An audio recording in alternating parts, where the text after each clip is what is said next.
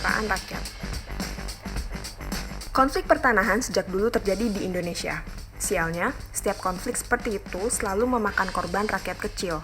Mereka yang tidak dilindungi hukum selalu kalah bila berhadapan dengan kekuatan negara atau korporasi besar. Selama ini peruntukan tanah memang saling tumpang tindih. Berbagai departemen dan lembaga punya peta peruntukan masing-masing. Berdasarkan peta itulah mereka membuat kebijakan. Masalahnya, antara peta satu dan lainnya banyak yang tumpang tindih. Sebuah kawasan oleh Departemen ESDM dianggap sebagai konsesi tambang, tetapi oleh Departemen Kehutanan dan LH masuk sebagai hutan lindung. Yang terjadi di bawah adalah kekacauan hukum. Makanya, salah satu kebijakan penting pemerintahan Jokowi adalah kebijakan satu peta. Lembaga geospasial ditugaskan untuk merangkum semua peta teknis yang dimiliki semua lembaga dan departemen, lalu menyatukannya. Saat ini kita sudah punya satu peta skala 1:500. Presiden berharap nanti kita punya satu peta dengan skala 1:50. Untuk melindungi hak hukum rakyat atas aset tanahnya, Presiden gencar meminta Kementerian Agraria untuk menerbitkan sertifikat buat rakyat. Pada 2017, ada 5 juta lebih sertifikat yang dibagikan. Sementara pada 2018, sudah dibagikan 7 juta sertifikat. Bandingkan dengan pemerintahan sebelumnya, yang rata-rata hanya menerbitkan 500.000 sertifikat setiap tahun. Jika ada 90 juta rakyat yang berhak atas sertifikat tanahnya, entah berapa lama masalah hukum ini terus terjadi. Dengan diterbitkannya sertifikat tanah rakyat, secara hukum mereka mendapat perlindungan. Selain itu, ada aset yang mereka miliki sebagai yang punya legalitas jelas. Kebijakan kedua yang menyangkut pertanahan adalah redistribusi aset lahan konsesi. Selama ini, hanya perusahaan-perusahaan besar yang mendapat konsesi. Jumlahnya nggak kira-kira. Dalam debat Capres kemarin, terungkap Prabowo saja memiliki konsesi lahan sampai 340.000 hektar atau setara dengan 10 kali luas Semarang. Jika mau dijumlahkan, semua konsesi tanah yang dikuasai Prabowo dan keluarganya jumlahnya mencapai 1,3 juta hektar. Sadar akan ketimpangan pengusahaan tanah seperti itu, pemerintahan Jokowi melakukan moratorium penyerahan konsesi. Pengusaha-pengusaha besar tidak lagi dikeluarkan izin konsesinya. Bahkan HGU yang sudah habis masa pakainya tidak diperpanjang. Tanah konsesi ini dialihkan untuk diberikan kepada rakyat kecil yang hidup di sekitar lahan. Itulah yang kita kenal dengan program perhutanan sosial. Konflik agraria harus ditangani dengan serius. Kita nggak bisa menunggu waktu dan membiarkan rakyat menjadi korban. Kebijakan Jokowi untuk memulai langkah besar redistribusi aset adalah lompatan revolusioner untuk kesejahteraan rakyat. Diskusi kita kali ini akan menghadirkan Sofyan Djalil, Menteri Agraria dan Tata Ruang, untuk membahas seputar persoalan tanah rakyat dan juga program besar Presiden Jokowi untuk pemerataan kesejahteraan. Selamat mengikuti.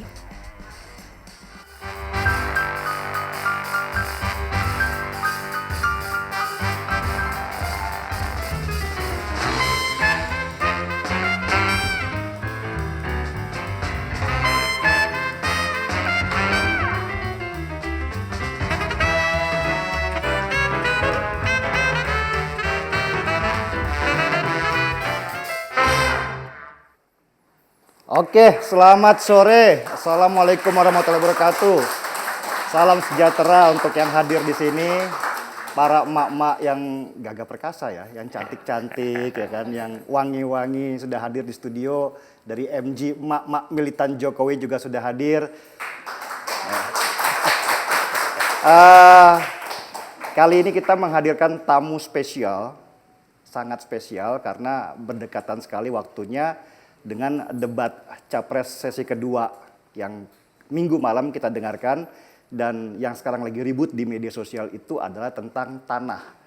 Ya, terutama berhubungan sama konsesi ketika Pak Jokowi membuka satu lembar yang selama ini tertutup bahwa seorang Prabowo Subianto ternyata memiliki tanah sampai seluas 340.000 hektar. Tapi kita tidak ingin membahas kecurigaan-kecurigaan itu karena kita yakin Pak Jokowi juga sebenarnya hanya ingin membuka fakta, bukan ingin menyalahkan. Karena itulah hari ini saya di acara Seruput Kopi menghadirkan langsung dari sumbernya Bapak Dr. Sofyan Djalil, Menteri Agraria dan Tata Ruang atau juga Kepala BPN. Bapak, terima kasih, selamat datang di acara Seruput Kopi. Sehat Bapak ya. Terima kasih. Sebelum kita ngobrol dengan Pak Menteri, ada sebuah video supaya kita bisa mengerti permasalahan yang lebih lengkap. Silakan.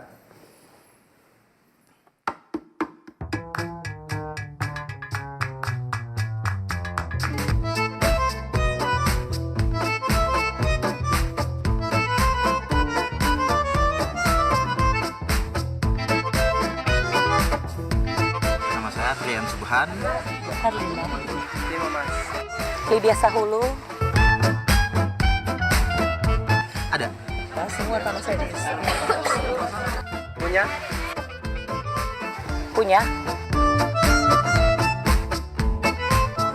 Sertifikat tanah itu sertifikat yang digunakan, sertifikat yang terbitkan oleh BPN atas hak tanah yang ada di Indonesia. itu bukti hak kepemilikan. Sertifikatannya sebagai hak kepemilikan tanah. Setahu saya surat kepemilikan tanah. Untuk sebagai tanda bukti bahwa kepemilikan tanah tersebut. Nah, itu untuk secara umumnya legal. Jadi maksudnya untuk diakui orang lain kan nggak ada ini. Jadi itu aja sih untuk stepnya aja. Memudahkan masyarakat untuk pengembangan usaha dan lain-lain. Cuma untuk keperluan kalau pinjam ke bank, untuk keperluan usaha. BPN sendiri ya, saya melihat di sini sebenarnya kurangnya sumber daya dari tenaga ukur, Mas. Jadi saya rasa BPN ini perlu memperbaiki tenaga ukur.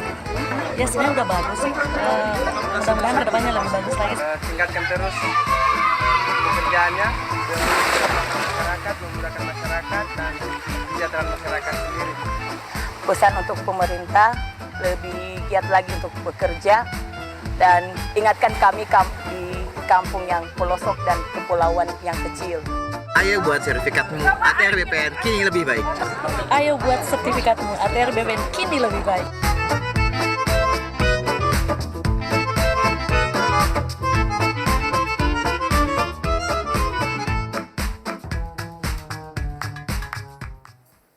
Oke, itu tadi salah satu video tentang apa itu sertifikat tanah yang ditanyakan kepada masyarakat langsung.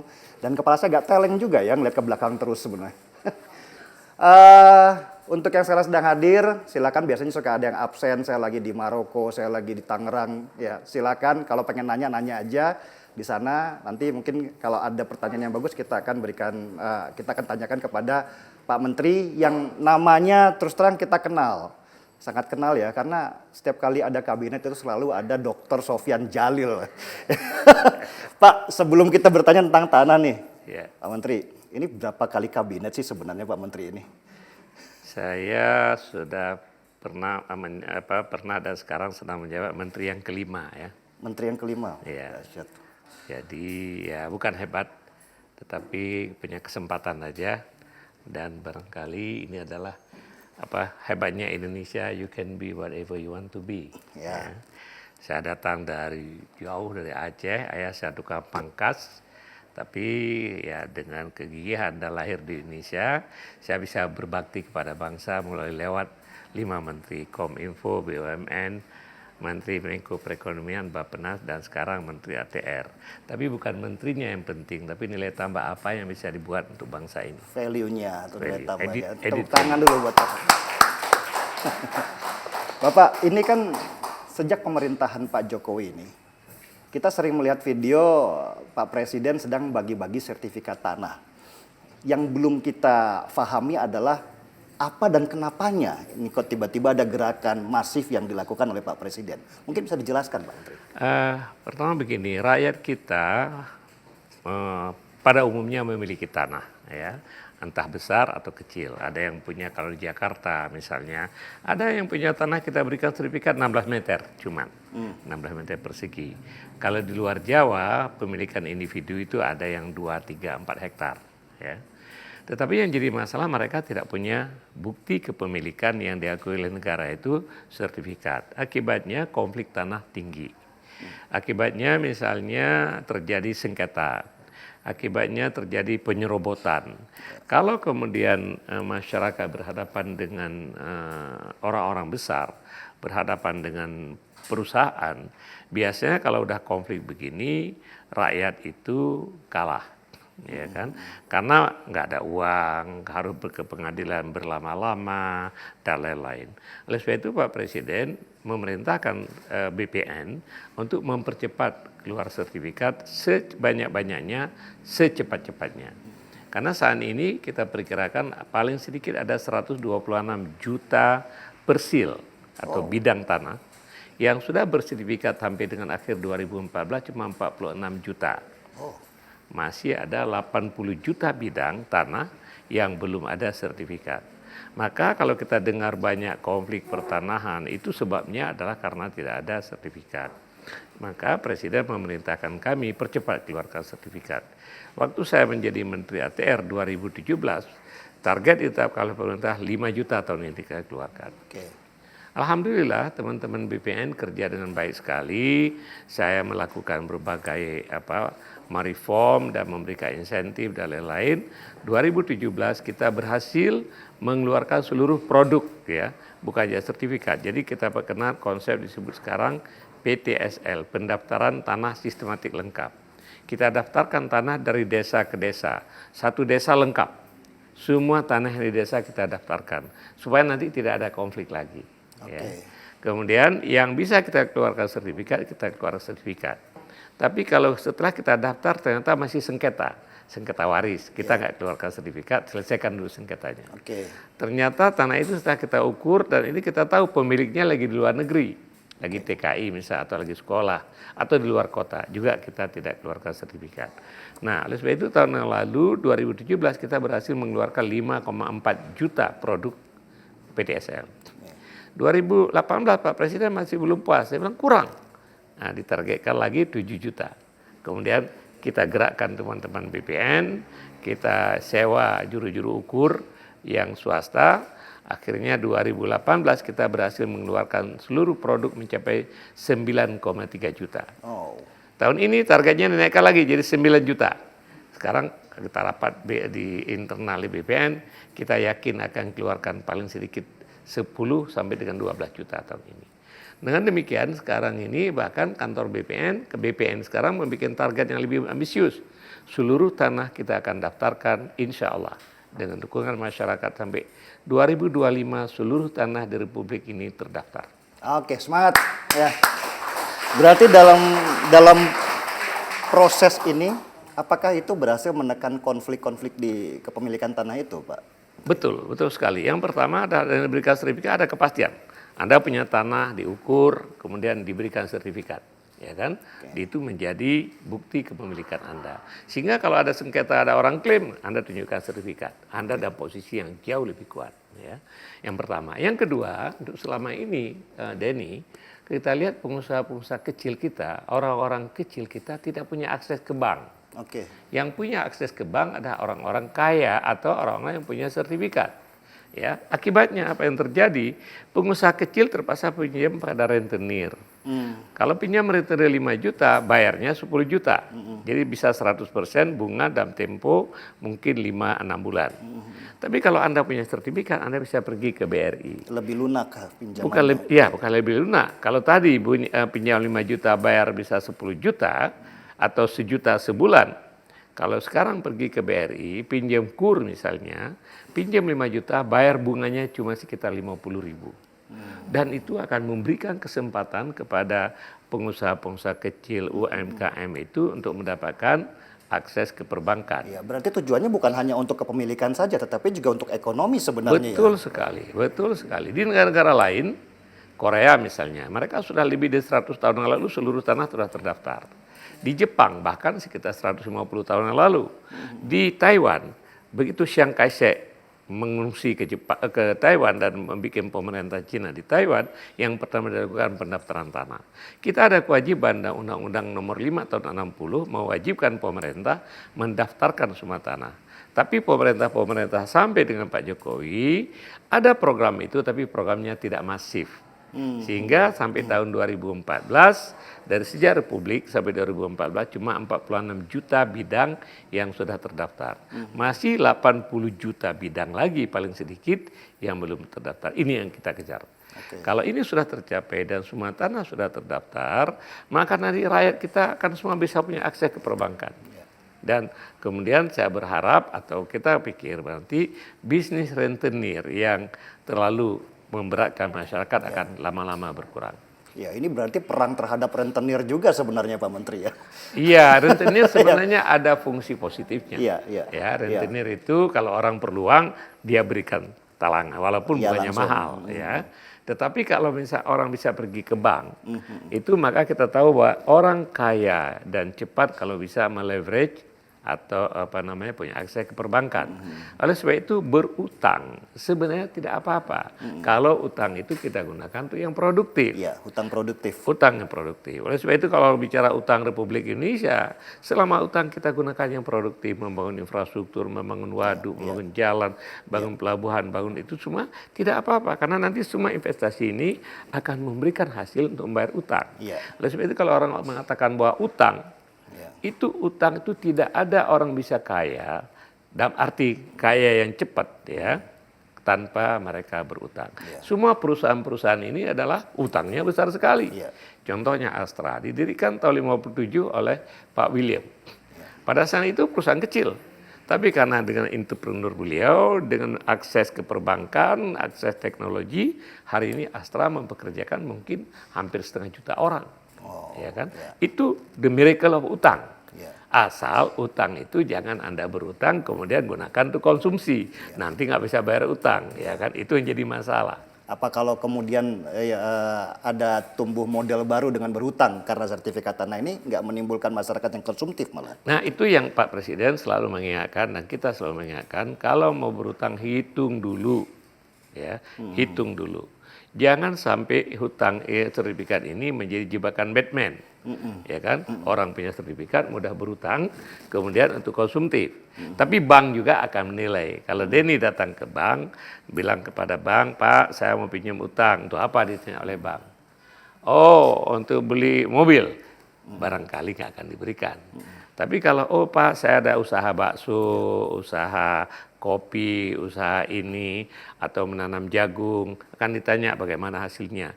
Jadi tujuannya adalah pinjaman dari perbankan itu untuk tujuan produktif. Ya, berarti pemerintah sekarang memang menjadi fasilitator kepada masyarakat yang terutama para pengusaha-pengusaha kecil untuk bisa meningkatkan ekonomi mereka ya, Pak Betul, Menteri, ya? betul. Nah, menarik. Ya mungkin juga baru sekarang ini ya kita melihat keberpihakannya betul kepada para ekonomi kecil ya. Betul. Dengan memberikan mereka fasilitas, Betul, tidak hanya digaung-gaungkan, ayo bekerja, tetapi tidak diberikan fasilitas apa-apa, Pak Menteri. Betul. Pak Presiden kita ini, Pak Jokowi, ya mulai dari pengusaha kecil.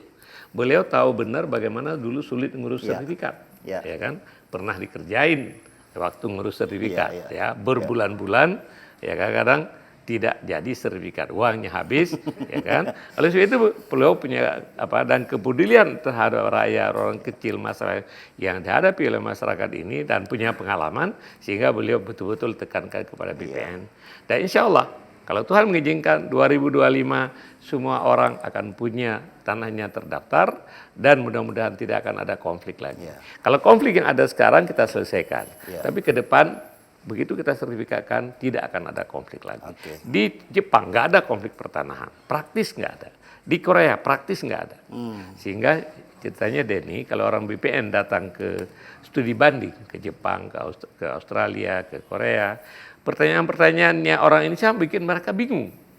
Dia bilang, di sini Pak ada mafia tanah nggak? What? Jawabnya. Karena di sini mafia tanah banyak. Apa mafia tanah? Jadi kalau ada tanah Anda di sana dan tak bersertifikat, ada tanah kosong, tak bersertifikat, saya ini mafia. Saya datang, saya klaim tuh. Saya klaim. Kemudian kalau Anda tidak punya sertifikat, Anda nggak punya duit, terus apa begitu, kemudian lewat proses peradilan Anda macam-macam kerja mafia itu, akhirnya tanah Anda bisa diambil. Itu yang kita ingin hindari. Selama ini rakyat kecil sangat tidak terlindungi terhadap properti mereka, terutama jika harga tanah sudah mahal. Bukan itu aja lagi, Denny. Sekarang ini Presiden juga memerintahkan seluruh harta agama disertifikatkan. Tanah wakaf, gereja, tanah-tanah semua disertifikatkan tanah-tanah wakaf itu. Karena tanah wakaf pun banyak yang diwakafkan oleh kakeknya, tapi kalau ada sertifikat, cucunya menggugat. Ada masjid di Jakarta digugat dan kalah. Akhirnya masjid terpaksa dibongkar. Ya, karena apa? Tanahnya sudah mahal. Jadi oleh sebab itu dalam rangka melindungi masyarakat supaya peace of mind mereka, dan kemudian supaya tidak ada konflik lagi.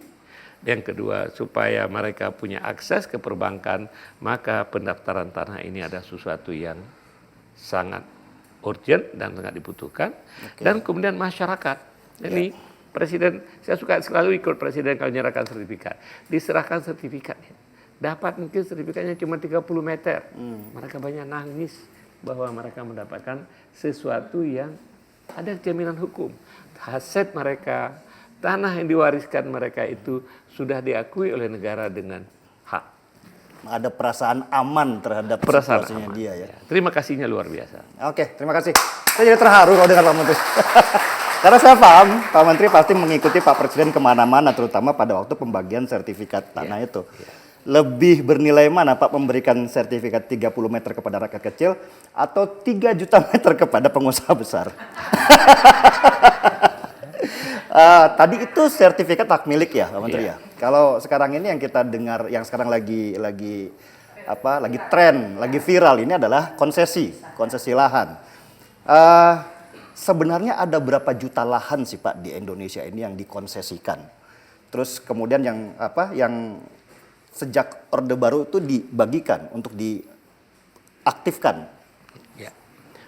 Gambaran saya ceritakan cuma salah satu aspek ya, yaitu sertifikat. Tapi Presiden ini melaksanakan apa yang disebut dengan program reforma agraria.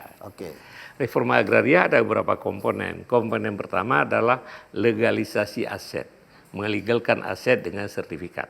Ya, yang kita bicarakan tadi. Yang kedua, redistribusi aset. Banyak orang yang tidak punya tanah. Di desa-desa petani nggak punya tanah. Di sebelahnya ada perkebunan yang terlantar. Sekarang kita ambil perkebunan terlantar itu, kita bagikan kepada rakyat. Jadi rakyat yang tadi tidak punya tanah menjadi punya tanah. Dibagikan dalam bentuk hak milik atau dibagikan dalam bentuk hak milik, diberikan sertifikat kepada rakyat. Supaya rakyat itu bisa bertani, bisa berkebun dan lain-lain. Dalam bentuk hak milik Pak, bukan hak milik. Itu dulu kalau yang tanah gini. Ini bikin complicated. Tanah di Indonesia ada 2. Yang pertama kawasan hutan, itu wewenang Kementerian Kehutanan, dan kawasan luar hutan, itu wewenang Kementerian ATR. Ya. Nah, yang kawasan di luar hutan itu bisa dimiliki oleh rakyat. Kawasan di luar hutan boleh dimiliki oleh rakyat. Iya, maka ini Jakarta walaupun dulu hutan, tapi sekarang nggak hutan lagi gitu kan. Itu bisa dimiliki oleh rakyat, diberikan tadi sertifikat. Ya. Jadi redistribusi adalah tanah perkebunan yang bukan hutan lagi, kemudian perkebunan yang terlantar kita ambil alih. Ya, kalau perkebunan tidak terlantar diurus dengan baik, kita harus lindungin. Karena perkebunan yang diurus dengan baik itu adalah sumber pertumbuhan ekonomi, menciptakan lapangan kerja dan lain-lain. Ya, kita redistribusi. Tapi ada satu lagi, tanah hutan. Ya, tanah hutan ini Kementerian Kehutanan mengkoordinir, mengurus. Mereka bisa melepaskan. Ini hutan misalnya luas sekali, dilepaskan 10.000 hektar untuk menjadi kebun sawit. Produktif lah. Menjadi produktif. Begitu dilepaskan, kemudian datang ke BPN, kita berikan HGU. Ya, kita berikan batas-batas, ini batasnya, silakan untuk nanam sawit, nanam karet, nanam coklat. Tapi tanahnya tetap milik kehutanan. Tanahnya kalau sudah dilepaskan jadi HGU, sudah dalam pengawasan Kementerian ATR. Tapi di kehutanan itu ada lagi yang disebut konsesi. Karena Kementerian Kehutanan tidak bisa mengeluarkan hak, mereka bisa memberikan konsesi. Konsesi itu adalah sejenis hak pakai selama 30 tahun, dapat diperpanjang nanti 30 tahun.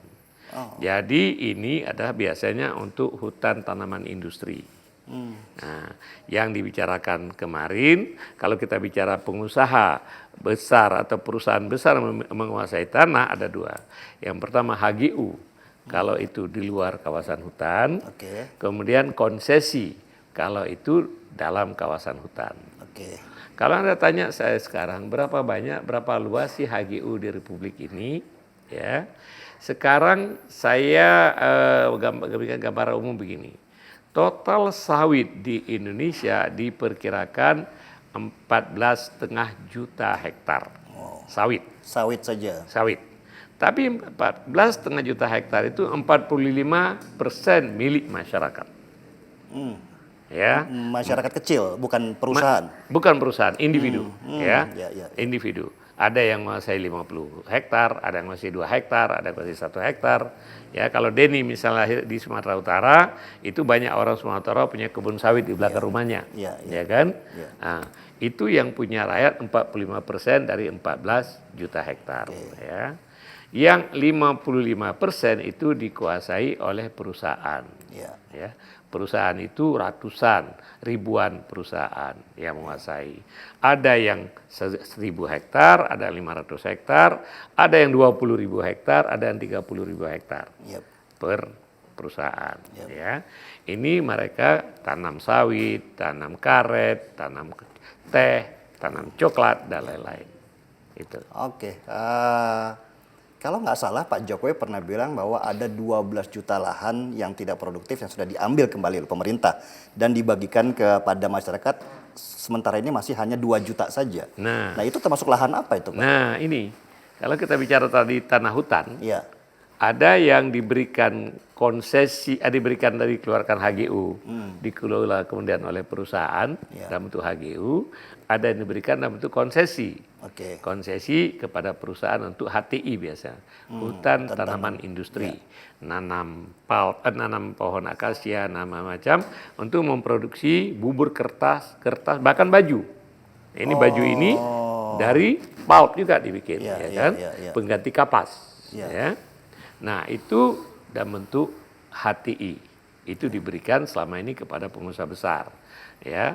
Dan itu untuk diketahui akibat dari pengelolaan HGU tadi dan HTI kita bisa menjadi untuk sawit, kita produsen terbesar di dunia untuk sawit. Untuk kertas, bubur kertas dan kertas itu mungkin kita produser kalau tidak nomor 2, nomor 3 di dunia. Jadi itu sumber ekonomi kita yang cukup besar, ya kan. Nah, zaman Pak Jokowi sekarang hutan yang 12,7 juta tadi mau tidak diberikan lagi konsesi kepada pengusaha besar. Karena tidak aktif atau tidak? Bukan. Supaya ada ekonomi berkeadilan. Oke. Meskipun itu masih tetap berproduksi? Oh enggak, ini lain lagi. Yang sudah di perusahaan itu selama mereka kelola dengan baik, oke, nggak ada masalah? Nggak ada masalah. Karena mereka itu udah agen ekonomi. Ya. Tapi kalau yang tanah hutan yang sekarang ini boleh pilihan diberikan kepada pengusaha besar atau diberikan kepada masyarakat. Presiden ini memilih memberikan konsesi kepada masyarakat. Targetnya 12,7 juta hektar. Diberikan kepada siapa? Kepada masyarakat adat. Diberikan kepada kelompok masyarakat. Diberikan kepada masyarakat ulayat. Jadi misalnya di Kampung Denny di Sumatera Utara sana ada masyarakat adat yang tinggal di pinggir hutan, kemudian hutan itu diberikan 2.000 hektar, mereka kelola. Mereka tanam kopi, mereka tanam coklat, mereka ngambil madu, mereka tanam rotan. Dan itu bahkan banyak juga sekarang jadi objek turis ekoturism. Berarti muncul ekonomi baru kalau seperti itu. Dan ini dikelola oleh masyarakat dalam bentuk koperasi biasanya. Atau dalam bentuk badan usaha milik desa misalnya. Jadi itu ekonomi berkeadilan. Yang besar-besar itu pengusaha-pengusaha besar sudah menguasai, tidak apa-apa, jangan diganggu. Karena kalau kita ganggu secara gebiah-uyah, nanti apa yang terjadi? Khawatir kita jangan sampai orang berpikir menembak angsa yang bertelur emas. Ya. Sekarang kan sawit itu telur emasnya adalah kita mengekspor sawit menjadi nomor 1 di dunia. Jangan kita bunuh. Jangan bunuh.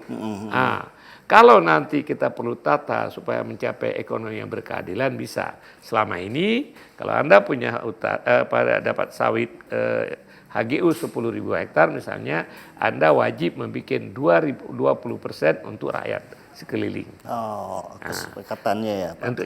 Untuk namanya plasma dan inti. Iya. Ya. Supaya kehadiran perkebunan besar membawa manfaat juga bagi masyarakat sekeliling. Tapi kebijakan itu baru kebijakan mungkin sejak Undang-Undang Pertanian terakhir, mungkin 2000 berapa? 2000 baru belasan ini ya. Sebelum-sebelumnya nggak ada kewajiban seperti itu, sehingga ada perkebunan besar tanpa plasma. Sekarang kita pikirkan bagaimana supaya masyarakat sekeliling perkebunan mendapatkan manfaat dari perkebunan. Jadi misalnya saya ini punya komunitas di sekitar tanah itu, namanya Mak Militan Jokowi lah misalnya ya kan Pak. Terus kemudian kita mengajukan proposal untuk bisa memproduksi sesuatu di atas tanahnya. Ya. Bisa kita mengajukannya kepada pemerintah, kepada BPN? Kalau Anda sekarang ini tinggal di sekitar hutan, ada komunitas di sekitar hutan, Anda bisa ngajukan kepada Kementerian Kehutanan, diberikan nanti yang disebut dengan perhutanan sosial.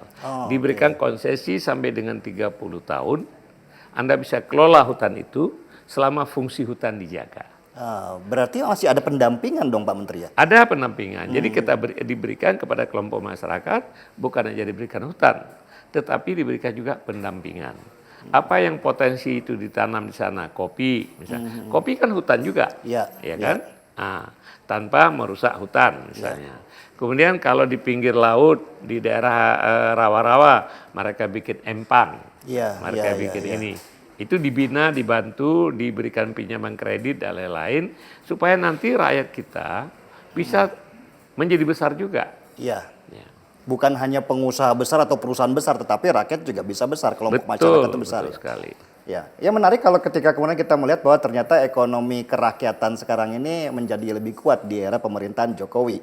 Karena juga melibatkan masyarakat untuk menjadi penunjang ekonomi di negeri ini. Ya, komitmen Presiden terhadap ekonomi berkeadilan, ya. Karena sekarang misalnya kita mengatakan Gini rasio di tanah. Gini rasio, ya. Ya, maksudnya jurang pemisah perbedaan antara kaya miskin dalam pemilikan tanah sangat lebar, ya kan? Maka Presiden memberdayakan ini orang-orang kecil ini untuk mereka mempunyai akses kepada tanah. Nggak tanggung-tanggung, targetnya 12,7 juta hektar hutan akan dikelola oleh masyarakat. Dulu orang yang tinggal, orang Dayak misalnya, orang apa yang tinggal di pinggir hutan, masuk ke dalam hutan itu bisa dikriminalkan. Iya, saya baca sekali itu pada waktu baca majalah itu tentang kriminalisasi terhadap mereka yang malah punya hak ulayat di tanah itu. Harusnya ya, sekarang dikembalikan. Ya kan?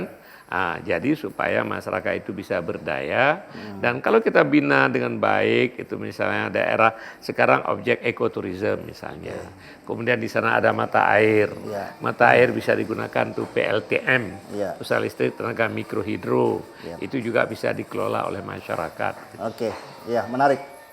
HP siapa itu ya yang kencengnya? Pak Menteri, ngopi dulu dong. Oke, silakan. Banyak. Perbincangannya menarik ya, kita juga baru paham tentang konsesi, tentang HGU dan segala macam.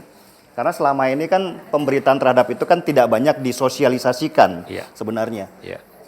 Mungkin dari bapak-bapak, ibu-ibu yang sekarang hadir di sini dan juga teman-teman yang sekarang melihat tentang video ini atau acara ini juga bisa paham akhirnya apa yang mereka lakukan. Mereka bisa bentuk kelompok-kelompok untuk bisa mendaftarkan keinginan mereka untuk mengelola tanah atau lahan itu ya, Pak Menteri ya?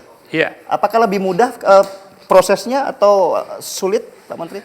Memang itu nanti akan diberikan kepada kelompok masyarakat ulayat ya.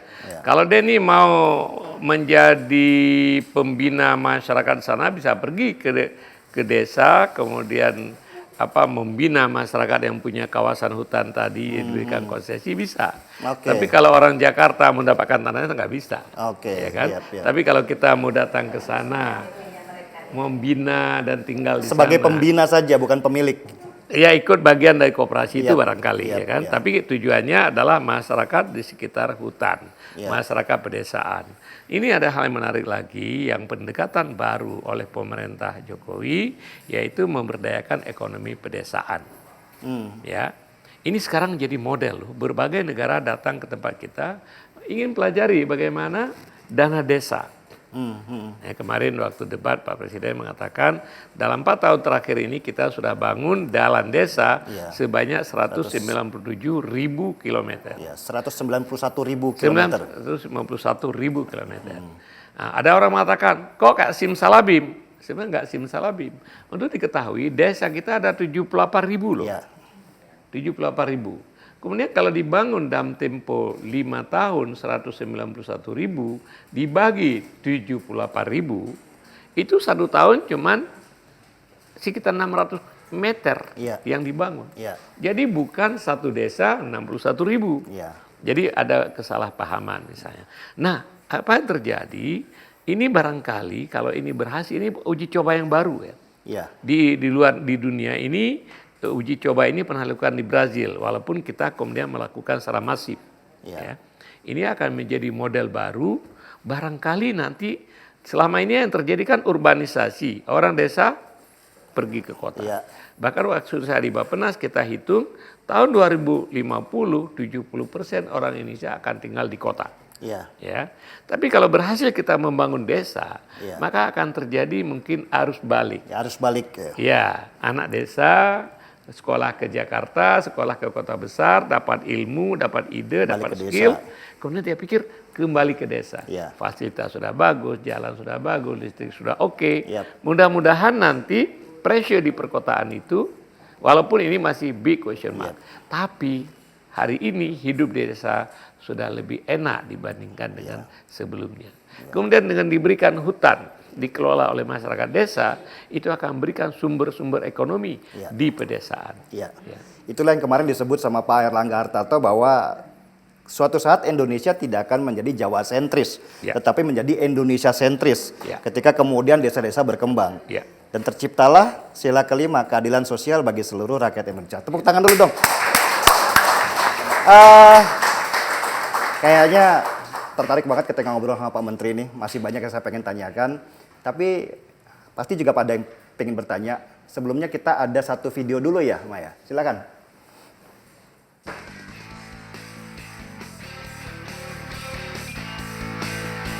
Undang-undang itu ingin memonopoli. Kekerasan apa segala macam. Jadi bukan hanya musisi, tapi industri musik itu besar sekali. Ingat bahwa dunia ini udah berubah. Siap. Oke, bagian komersial udah jelas pasti. Dan mereka hidup dengan kondisi yang sangat tidak menentu. Dulu peduli anak, sekarang peduli anak dan perempuan. Pendanaan yang teknologi masuk ke rumah. Tentu saja invasi teknologi juga bisa masuk ke negara kan. Betul. Itu kamu nggak welcome di Indonesia. Indonesia harus mempertahankan data. Karena digital kita yang semakin gak termakan. Ngobrol apa itu? Bintang 1, bintang 5, bintang 1. Kemudian ditanya anggota DPR, emang kenapa sih kalau data Facebook hilang? Nah, itu 0. Oke, kita kembali lagi dalam acara Seruput Kopi. Ini sesi terakhir ya. Siapa yang ingin bertanya kepada Pak Menteri tentang masalah lahan, tanah, dan segala macam? Silakan, Bapak. Oh, satu-satu dong. Waktunya nggak cukup. Terima kasih. Pak, namanya? Nama Joni dari Barajepe. Oke, Bapak Joni. Saya baru tadi siang tiba dari Papua, Pak. Karena ada Bapak di sini dengan Pak Denny, maka saya hadir. Saya ingin bertanya mengenai status tanah. Di Papua tuh banyak tumpang tindih dan banyak dimiliki oleh orang yang pendatang yang lama di sana dan berusaha, punya uang banyak, maka hanya dengan semen dan seng dia bisa dapat tanah gitu. Nah, masalahnya saya ini beli tanah pada pemilik adat, dapat pelepasan tanah, pelepasan adat, lalu BPN menyuruh kami untuk cek di peta itu masih tanah adat. Begitu kami pasang plang akan dibangun sesuatu, muncullah orang-orang itu gitu. Nah, kemudian saya tanya ke ini, saya mau bikin sertifikat. Orang BPN sendiri yang bilang bahwa ini sudah ada HGB-nya rupanya ternyata. Tapi sudah mati dari tahun 70, Pak. Nah, saya yang punya hak pelepasan adat tidak bisa membuat sertifikat karena ada HGB yang sudah dari tahun 70, tanah itu tidak pernah diolah sama dia, tapi cuma dibeli hanya untuk dipegang. Langsung ke pertanyaannya Pak. Nah, Joni. pertanyaannya Pak, apakah masih bisa saya memiliki tanah itu dengan pelepasan tanah dari adat? Sementara di sana itu untuk buat sertifikat harus ada pelepasan adat, Pak. Terima kasih. Terima kasih. Ini contoh bagaimana masalah karena selama ini sertifikat tidak dilaksanakan secara serius. Ya, kalau itu kita ada sertifikat dari dulu, maka tidak akan terjadi seperti ini. Saya tidak tahu secara teknis, ya. Barangkali dulu HGB itu pernah dilepaskan juga oleh adat. Barangkali dilepaskan kepada pemilik HGB. Kemudian karena HGB nggak diurus lagi, Bapak datang, adat melepaskan kembali barangkali. Tapi tentang HGB yang tak terurus, HGU yang tak terurus, secara hukum bisa dapat dibatalkan. Ya, itu yang saya ceritakan tadi. Banyak perkebunan yang terlantar, tidak diurus, kita batalkan, kita bagi kepada rakyat. Kasus Bapak itu secara normatif dapat, tetapi tentu harus dilihat dulu case-nya bagaimana. Nah, kenapa sertifikat diminta oleh Pak Jokowi dipercepat supaya kasus seperti ini tidak terjadi lagi. Yang terjadi itu di Jakarta banyak sekali. Jakarta orang beli tanah, ternyata di bawahnya udah ada sertifikat orang atau udah ada hak orang, ada girik orang, ya kan? Jadi yang ini. Nggak pusing itu BPN Pak Menteri? Nggak tahu aslinya di mana, karena selama ini. Maka sekarang ini kita bikin PTSL, pendaftaran tanah sistematik lengkap. Setiap jengkal tanah itu kita ukur dan kita tentukan statusnya. Nah kan PTSL, insya Allah Jakarta tahun ini 100% tanah terdaftar. Jakarta. Oh, ya mudah-mudahan terjadi ya. Untuk Solo sudah tahun yang lalu. Pulau Bali tahun ini 100% terdaftar. Ya. Magelang tahun ini. Kemudian kita akan mulai lagi mungkin dalam tahun depan mungkin akan menambah sekitar 5 sampai 10 kota lagi yang bisa kita lengkap, pendaftaran lengkap. Begitu kita daftar lengkap maka ketahuanlah segala jin dan setan. Tanah ini ternyata ada sengketa. Tapi dengan begitu bagus sehingga nggak ada korban lagi. Mungkin udah ada sengketa dua pihak dijual lagi ke pihak ketiga. Tapi dengan sekarang kita akan sudah warning yang sengketa-sengketa kita kasih tanda merah dan nanti kalau sudah semua jadi kita menuju ke arah era digital. Ini yang sudah disiapkan oleh BPN dan perintah Pak Presiden. Nanti suatu saat Bapak bisa lihat aja lewat Google Map aja tuh di mana tanahnya, ya kan? Bayar 50.000, Bapak tahu siapa punya tetangganya, berapa harganya, semua bisa. Ya, kita menuju ke sana. Nah ini memang harus kita kerjakan secara sangat serius dan untuk diketahui Pak Jokowi sangat serius dalam hal ini. Iya. Ya, jadi biar ketahuan siapa jinnya jelas siapa kita doanya apa nih Pak ya kalau kuntilanak gitu untuk mengusir. Oke Pak Joni ya. Ada satu lagi? Oh iya Ibu mana? Saya dulu ya. Oh ya. Cek. Assalamualaikum warahmatullahi wabarakatuh. Waalaikumsalam warahmatullahi wabarakatuh. Mas siapa? Saya Helmi Pak dari Pegiat Agraria. Kebetulan tesis saya tentang penguasaan lahan kemarin Pak di Kalimantan, tepatnya di Tarakan. Jadi saya ingin bertanya Pak, kemarin kan debat Pilpres ini terkait dengan lahan-lahan sawit ya. Nah, lahan sawit di Kalimantan itu seluas 3,4 juta Pak, 3,4 juta hektar. Nah sementara Pak Jokowi berstatement menyerang Pak Prabowo dengan penguasaan lahan di Kalimantan itu sebanyak 220.000 hektar. Nah terkait dengan itu, ini kan masih ada 3 juta lebih hektar, 3.200.000 hektar. Nah siapakah yang menguasai itu Pak? Apakah orang asli juga karena atau orang asing gitu mengemukakan pendapat bahwa saya ini nasionalis, mending nasionalis daripada asing. Dikuasai gitu, asing. Kemudian bagaimana proses ketika kita mau menguasai lahan tersebut. Oke. Bagaimana Mas siapa? kemudian tidak terdistribusi ke masyarakat, masyarakat pribumi. Oke. Persis yang Anda kemukakan itulah fenomena yang dihadapi pemerintah. Ya, maka berbagai kebijakan dibikin oleh pemerintah sekarang adalah untuk mengadres, untuk mengatasi masalah tersebut. Kalau Anda tanya, katakanlah 3 juta hektar lebih HGU perkebunan di Kalimantan, siapa yang miliki?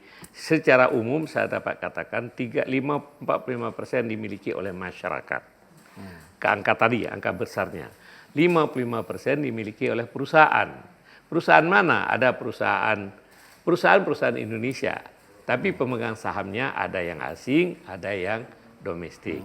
Yang tanah kemarin cerita dengan Pak Presiden mengatakan Pak Prabowo punya, itu sebenarnya perusahaan yang dikontrol pemegang sahamnya oleh Pak Prabowo barangkali, yang beliau ngakuin, ya kan? Jadi perusahaan ini adalah bisa pemegang sahamnya. Kalau Anda beli saham di pasar modal, Anda juga termasuk pemegang sahamnya. Kalau perusahaan sudah tercatat di Bursa Efek. Kalau perusahaan itu tidak tercatat di Bursa Efek, berarti punya pemegang sahamnya itu bisa orang Indonesia, bisa orang asing. Tetapi yang jadi masalah adalah tanah itu kita berikan HGU. Masa berlakunya 30 tahun, 35 tahun dapat diperpanjang. Kalau pemerintah memutuskan suatu saat nanti tidak memperpanjang, itu kembali lagi ke negara. Jadi HGU, HGB itu ada batas waktunya. Kalau di Singapura batas waktunya HGB di sana 99 tahun. Gedung tinggi pun 99 tahun. Setelah 90 tahun itu semua jatuh kembali ke negara. Di undang-undang kita juga seperti itu. Tapi yang jadi masalah, masyarakat jangan salah paham. Masyarakat menganggap bahwa dikuasai tanah itu sebenarnya nggak dibawa kemana-mana. Tapi yang penting bagaimana tanah itu produktif. Jadi kalau tanah itu tidak ditanamin, maka tanah itu tidak produktif. Begitu kita tanam sawit, 1 hektar tanah itu bisa menghasilkan bagi sawit yang bagus, yang dikelola secara perfect, itu bisa 8 ton CPO. 1 hektar itu bisa mempekerjakan orang, barangkali 1,5 orang. Artinya 2 hektar perlu 3 orang misalnya. Ya kan? Enggak, lebih kecil, persentase lebih kecil. 1.000 hektar itu mungkin perlu bisa mempekerjakan orang sampai dengan 800 atau 700 orang. Ya kan? Dan memproduksi CPO, memproduksi macam-macam, dan kemudian itu bisa diekspor, bisa mendapatkan pajak dan lain-lain. Jadi tujuan tanah itu sebenarnya untuk kemakmuran. Ada lebih baik tanah itu dikelola dengan investasi yang baik daripada tanah itu terlantar dan apalagi menjadi padang rumput ilalang misalnya. Tidak produktif. Tidak produktif. Cuman memang yang jadi persoalan sekarang kan bagaimana kita menanam sawit, tapi jangan sampai kemudian memotong hutan yang penting untuk preservasi, untuk lingkungan. Penutup, ya kalau misalnya penutup ini saya ingin ceritakan, jangan terlalu ambisius untuk misalnya untuk memusuhin perusahaan-perusahaan besar, nggak ada ya. Dan Pak Presiden kemarin sama sekali nggak cuma menceritakan aja fakta, ya kan. Sekarang perusahaan-perusahaan besar itu adalah ibarat angsa yang bertelur emas. Ya, bagaimana kita jaga? Tapi itu tanah itu setelah habis masa HGU bisa kembali ke negara. Kalau nggak dikelola dengan baik langsung kita ambil, kita bagikan kepada rakyat. Dan sekarang ini sangat serius upaya seperti itu. Jadi program reforma agraria yang dilakukan termasuk memberikan akses kepada rakyat yang 12,7 juta hektar itu untuk mengatasi persoalan yang Anda sebutkan tadi.